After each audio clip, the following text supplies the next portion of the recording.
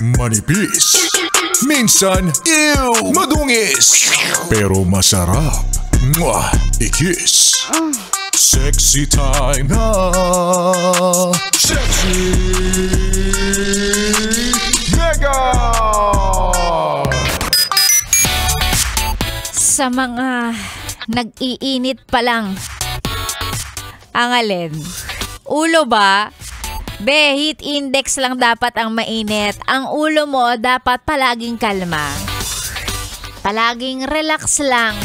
Kasi tingnan mo ha, sa kahit anong bagay sa buhay, walang maidudulot na maganda kung ang ulo mo ay palaging mainit.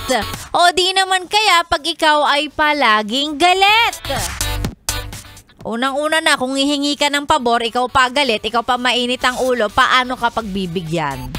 Diba? Sa kalsada, alam na alam to ng mga yes pre nating araw-araw nasa kalsada kasi nagmamaneho sila. Pag laging mainit ang ulo, walang kahihinatnan yan. Nasabitan ka, nabangga ka, nasanggi ka, pag galit ka, walang resolution. Resolution?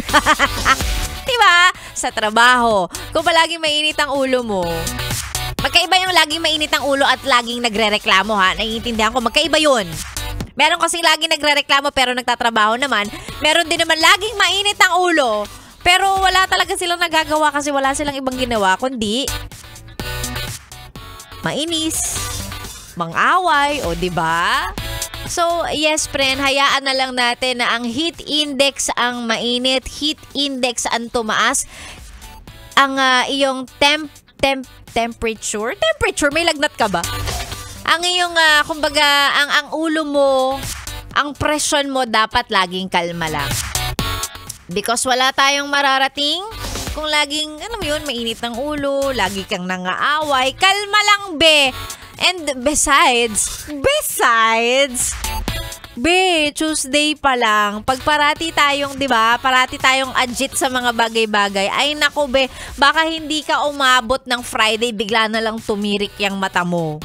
Sa galit, sa inis, di ba? Sa taas na yung presyon, yung high blood, Diyos ko. Kalma.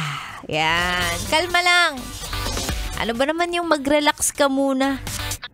Pag nahuli ka na lang ng boss mo, magpaliwanag ka, sabihin mo, kasi yung pinapakinggan ko sa radyo, sabi, mag-relax ako, kaya natulog ako, sir. Kaya boss, nag-idlip muna ako, boss, para alam mo yun, kumalma. What? Umidlip, natulog, nag-power nap sa trabaho. Parang iba yun.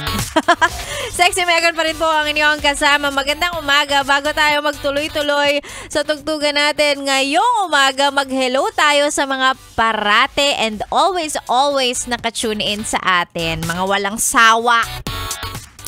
Kahit anong mangyari.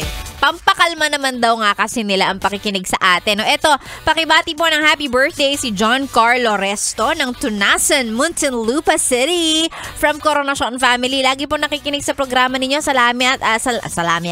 Salamat Nini Coronation. Ganon din kay Ape Anadon. Sabi niya, solid, yes. Napakainit na ng panahon ngayon. O diba, ang init na nga ng panahon, sasabayan pa ng init ng ulo mo. Wag ganon, ha?